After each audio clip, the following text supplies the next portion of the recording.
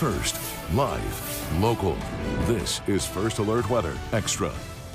Hey, welcome back, folks. I am Chief Meteorologist Mark Nelsen here, and it is time. It's 7 p.m., so it's time for First Alert Weather Extra, maybe even a minute or so early. How are you doing, Payton? Doing good. You know, this is our last First Alert Weather Extra show for a little bit because next week is the holiday. We got a lot of people off, out of here, obviously. So you really got to save it. That's why we're going to talk about a white Christmas, as we hinted. Yeah, it's time to talk about white Christmas. Well, here, I won't stand in front of it. We got river. We just got another flood warning drop, so that's good. River flooding update with the weekend outlook. You're going to handle the weekend. You've got the Cascades handled, Payton. We got a ski area. Well, one ski area opening, one kind of opening this weekend. Oh, that's not funny, I know. One sliver of the ski area. I'm sitting on the ski pass, too. It is what it is, though. And, yeah, did I say white Christmas? I thought there was one more thing we were going to discuss. I don't know. Oh, the good news is we don't have First Alert Weather Extra during the Christmas week. But the weather's really quiet, so I guess that was nice timing as well. Yeah, I know you'll miss us. So we'll be around. It's just we won't be around at 7. Quick look at the 7-day forecast. We dialed up the red just for Christmas for you, and you can see we've just got scattered showers here and there. Okay, we'll take a closer look at this in a few minutes. All right, first, so much better today. 2/100 of an inch here, 1/100 of an inch in Salem. Now you're thinking, wait a minute, it poured at my house, and it did happen. My daughter came out, and she said it was around 10 a.m. It was like kind of half hailing, maybe some grapple mixed in, and it was intense for about 1 minute, and then it stopped. So that doesn't add up very quickly. So yes, it may have poured at your house briefly. Didn't last long. In fact, look at the rain so far today. Some of these totals are around midnight when it was still raining across kind of the central and the southwestern portion of the state. Although Tillamook, you picked up a ½ inch of rain. All right, was there some east of the Cascades? Yeah, a little bit here and there as the last of that front moved through. All right, it's wettest day on record, not here in Portland, but at the Dalles. I just pulled the updated number here. So up until yesterday, the wettest day on record at the Dalles, and those records at the Dalles Airport, little known fact, the Dalles Airport is actually in Washington across the river, but that's Dallesport. 2.12 inches in 1977 in December. Yet yesterday there was 2.18 inches. Wow, it rained a lot right where you could use it. Wasco County, I have a friend in southern Wasco County in the Maupin area. I believe he picked up over 2 inches of rain. This isn't a place that gets maybe 11 inches of rain a year. He said it was great. No water on the ground. It all just soaked in. I caught a typo. Uh-oh, what did I mess up? Oh, no. The date. Where? Yesterday was the 18th, and you put the 19th. It's okay. What day is today? The 19th. Oh, you're right. Red pen police are out today, folks. I'll tell you that. We will get that corrected before we post it on social media again. Okay, so Mark has gotten one error in within the first one graph. Is that the first graphic? One of the first graphics I think showed? 3. It's okay. Okay, I hope these numbers are right. I didn't check. I assume somebody put this in this morning. 7.89 inches. That's where we are for the month. So 5th consecutive very wet December. Some Decembers are a little drier, some wetter, thus the average of 5.77 inches. And we've got more rain to go. So here's some other monthly totals so far. Salem, pretty close to Portland. Astoria, of course, is almost always wetter because it's farther to the west and to the north up along the coast. And yeah, you see the Dalles there, 3 inches. Pendleton, that's pretty healthy for Pendleton, almost 2 inches. An inch at Baker City, an inch at Burns. 1.24, that's actually pretty healthy at Redmond as well. So things are looking good so far, okay? All right, let's do the river flooding levels. So how do these levels today, the crest that we had, how do they compare to past events? Payton put this graphic together. Sandy River was kind of on the edge. Is that why you have moderate major in there? Yeah, it was kind of on the edge, it was, I think, literally inches from major. So very close. Yeah. This was the highest since 2011, January that year. So that's the highest in 14 years. No, 15 years. No, 25 minus 11. Yeah. You were right the first time. Yeah, 15. Because it was actually, yeah, January. So it'll be January of 26. So 15 years coming up. So that's been quite a while. The Clackamas, the upper Clackamas had estimated, went to major flood stage. That was the highest on the Clackamas since the big 96 flood. That was kind of surprising for me. The lower Clackamas, I believe this gauge was installed around 2001. So that's why we say since 2001. It may have been the highest there since 1996 as well. Either way, pretty big flood there. For the record, our reporter Spencer Schott did see a dumpster floating down the Clackamas River at one point today. Who knew dumpsters float? I assumed there'd be leaks in them and they'd sink, but I guess not. Interesting. Malala River, minor flooding, January 2012. So that's coming up 14 years there. And the Wilson River was the highest in about 10 years. December of 2015. That's when, this is the year that Portland had 15 inches of rain in 1 month. Basically, this pattern we've had just kind of continued all through the month, and it just kept adding up. Lots of flooding and mudslides that year. All right, so where you see the bright green, those are flood warnings still up. Notice there is not one on Johnson Creek that was just dropped. So Sandy River, Johnson Creek, Clackamas, Molalla rivers, all canceled. We're done with that. Falling rapidly. Pudding River, very slow to rise, wandering through the farmlands of Marion County and then Clackamas County. So it's still forecast to crest, I believe, tomorrow morning or midday. In the moderate category, South Yamhill River still coming up, although it looks like the observations haven't come out there for quite a while. So we'll see about that. All right, some other river flood warnings. The Hood River was canceled. Hood River never reached flood stage, so that's a modeling of river flood levels is not always perfect, just like weather forecast, maybe even less so. So yeah, it didn't even reach flood stage. At one point, I believe yesterday it was forecast to go to major flood stage. Yeah, so, it was. Yeah, so that was not nearly as high as expected. So that's good. Cowlitz River minor, Tualatin River minor flooding. Tualatin is regulated by Henry Haig Lake. I've noticed after flood events, they'll just keep it right near flood level to try to drop some of the water out of there. So is the Cowlitz River. Okay, North Sandium, that was canceled. Lucky Mute, that one is also has crested and is beginning to fall, I believe. It was at moderate level.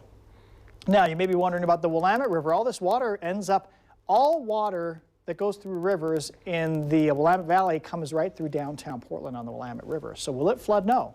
The Willamette River at Albany, the forecast is for it to go about 8 feet higher, 7 or 8 feet higher than it is right now. That's by tomorrow afternoon. That should bring it to about 4 feet below flood stage. So it will not reach flood stage there. Same thing in Salem. Should crest about 4 feet below the flood stage. That's tomorrow midday, about 5 feet higher than it is now. If you live near the Willamette in Salem, about 5 feet higher than what we are seeing right now. And then the Willamette River in downtown Portland is about 13 feet or so, should rise about 1 more foot. That'll still put it 3.5 feet below flood stage. I drove by it today on the way to work. Very high, very muddy, lots of stuff moving through the water, mostly natural stuff, you know, like logs and trees. But yeah, Christmas ships were canceled. Christmas not canceled, but Christmas ships were canceled on the Willamette River. I mean, do you really want to be driving a boat when could be a huge Douglas fir, you know, in the middle of the river after dark? No. Or a dumpster. Maybe that dumpster from the Clackamas River made it all the way into the Willamette. All right, so the reason we're not seeing the flooding on the Willamette is because reservoirs hold back a significant chunk of the watershed. Although that said, I believe the number, I went to a presentation with the Army Corps of Engineers, I believe he said 70% of the Willamette River Basin is still undammed. So, you know, you could still get a decent flood if everything worked out just right and the reservoirs were close to full. Coast Range, I believe the Nehalem River is right around flood stage now. It's dropping too. They are all canceled except the Nehalem River, so good news there.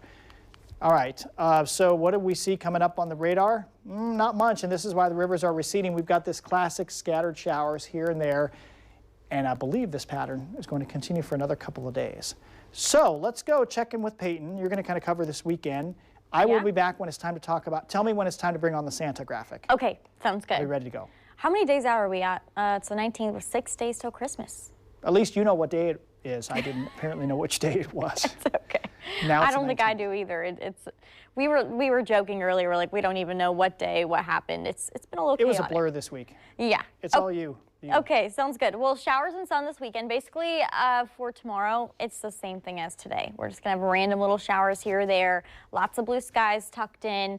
Maybe a few degrees cooler, but we're staying in the 40s still. And Sunday, just slightly cooler and a little wetter by the afternoon. So that's kind of your overview, but let's get into the details. Tonight, we're going to be in the upper 30s, low 40s. And again, just those scattered showers at times. We're going to maintain that very kind of unorganized pattern as we go through the day tomorrow.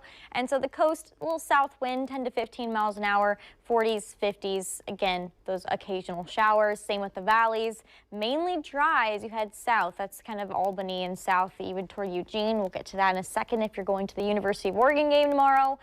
The gorge, same thing, a little drier to the east. 40s is the forecast high, though, and lighter wind. Mount Hood, snow levels around 2,000 feet. The cold air is taking over there. Snow showers 2 to 4 inches. We'll talk more about the Cascades in a couple minutes here. And in eastern Oregon, mainly sunny with highs in the 30s and 40s. Really nice out there. Okay, so I promised we'd give a University of Oregon forecast. No, this one's tough for me, okay? I'm not a Duck fan, but that's fine. Okay, so kickoff is at 4:30 tomorrow. Likely dry, as we mentioned. There may be a little drizzle, especially if you're tailgating. I think maybe around midday. But again, kickoff's not till 4:30. So hopefully by then we'll be pretty much dry with a passing cloud here or there as, you know, of course, night falls, and then a little breezy at times from the south as well. So make it feel slightly cooler. So plan accordingly. You may need to bring some gloves or a hat. Okay, so this is our brand new forecast model run. We'll see what happens as we go through tomorrow morning.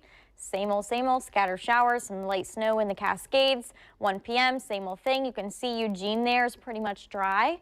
And then as we head into the evening, we dry out. Showers kind of push to the north a little bit.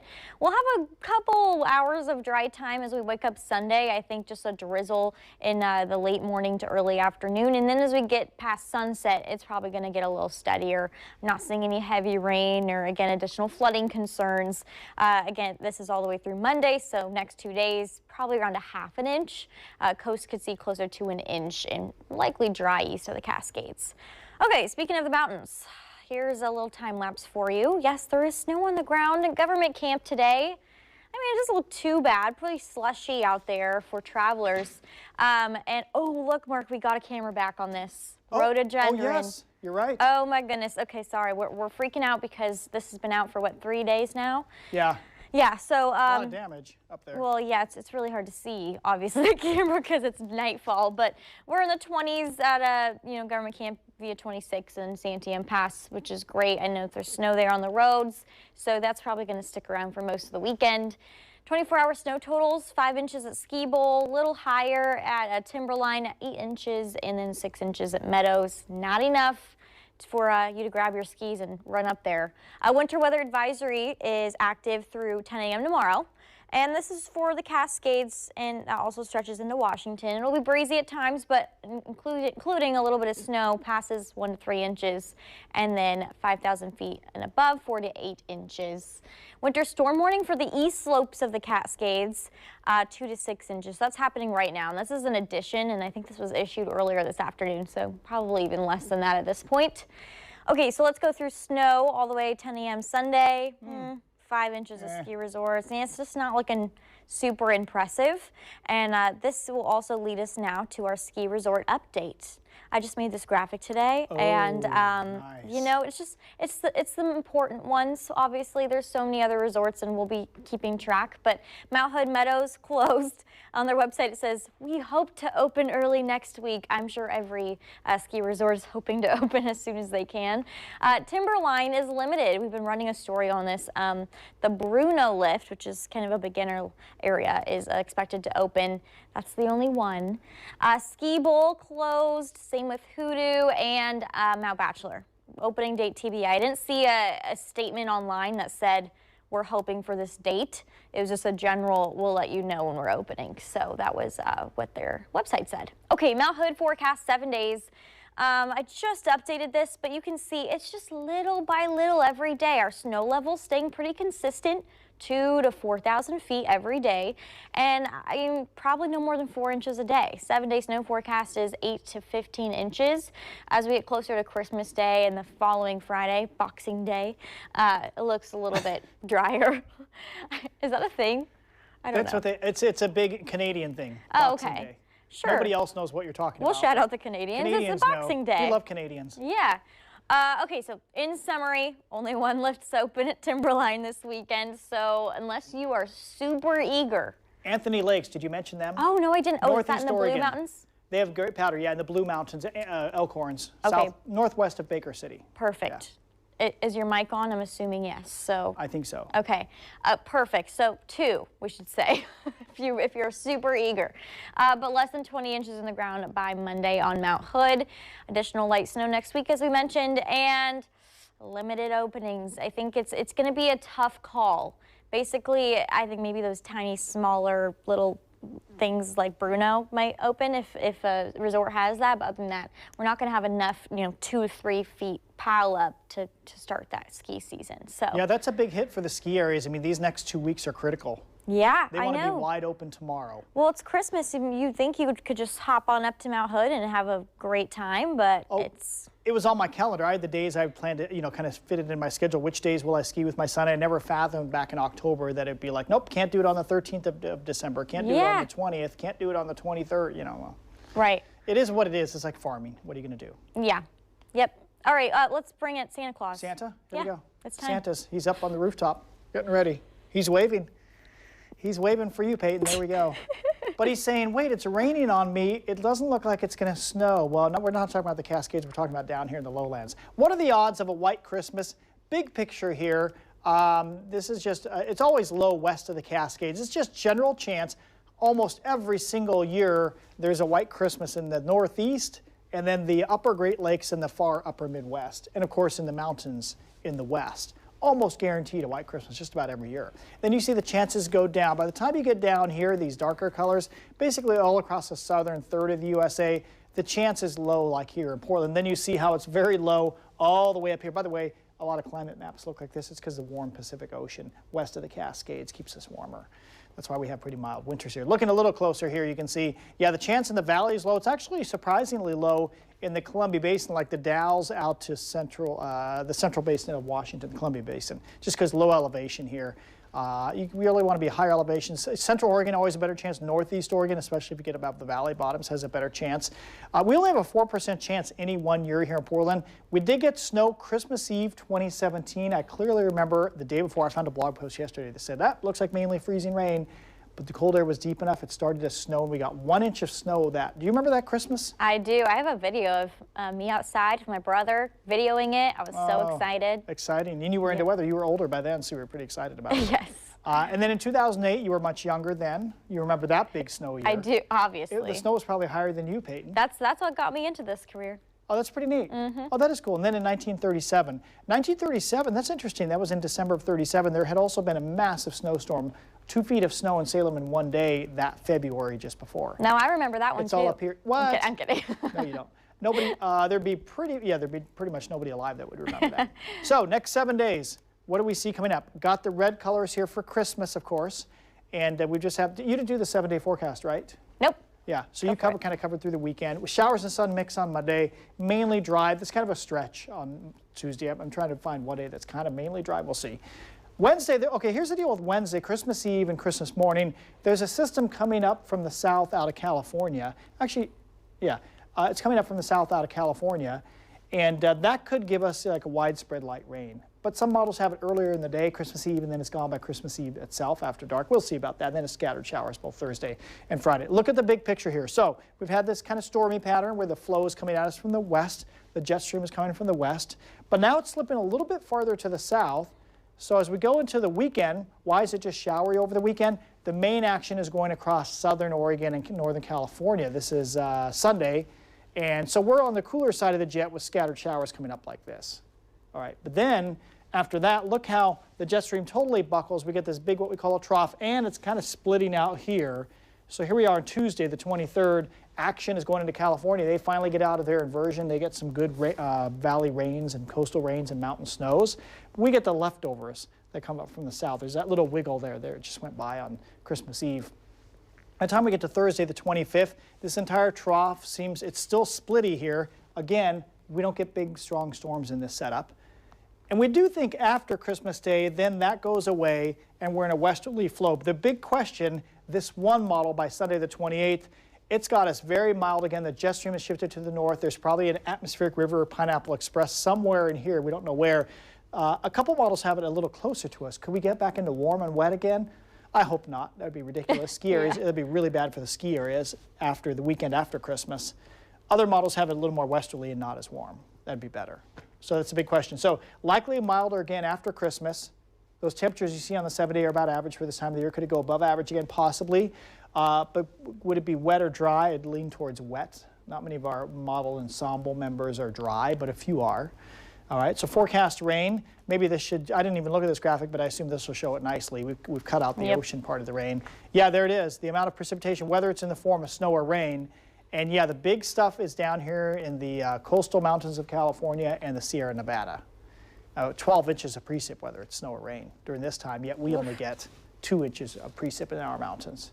So see flows coming up like this. So all the action, a lot of the action is going to the south. So next 7 to 10 days, so this will take us through December 28th, that weekend after Christmas. Do we see lowland snow? No. By the way, if you're seeing it on your apps, I've got a second email today, Payton, that says I'm seeing snow on my apps for Saturday morning tomorrow. Yes, Do you have your phone with you? it's still there. It's still there? You know what? Let me go grab it. Yeah, go grab it. It's right here. Tell me if it shows it for tomorrow. Okay. One of our models, the European model, keeps generating snow, sticking snow when it's only 37 or 38 degrees. I suppose there could be snow in the air with some showers tomorrow morning. That's always possible. But no, we don't see lowland snow, nothing below 1,000 feet. I live at 1,000 feet. I think it's unlikely I get snow in the next week. Arctic blast? Nope. Mild across the USA. Did you check your app? Yep. What do you see for tomorrow? It says wintry mix from 4 to 5 a.m. and it's 500ths. Oh, of precip? Yeah, of wintry mix. So wintry mix. Of a wintry mix. I mean, it could be in the air, I suppose, but the sticking snow level is about 2,000 It's also on feet tomorrow Christmas morning. Day, which is probably more exciting for people to see. Oh, I bet. This is a 10th of a wintry mix. That must be it must be using the European model pretty solidly because. Yeah, it shows it's very early, like before 6 a.m. But either way, does it show what the temperature is? 37, 38? Low's 36. And let's see, what does it say for tomorrow morning? 40. It doesn't make any sense. Yeah, so I think it's that European is generating, whatever the algorithm is, it's generating sticking snow when it's 38, 39 degrees. Yeah. It did that last winter too. Just know it's got to be cold enough, folks. I think that no human being is touching that app. That's the problem. If you look at our app, it's adjusted and we get rid of that because we know it's not going to snow. I mean, yes, there could be flakage mixed in, but that's it. All right, so as for windstorm, unlikely. We don't see any sign of deep low pressure. There may be a low pressure that comes up through Western Oregon on New Year's Eve.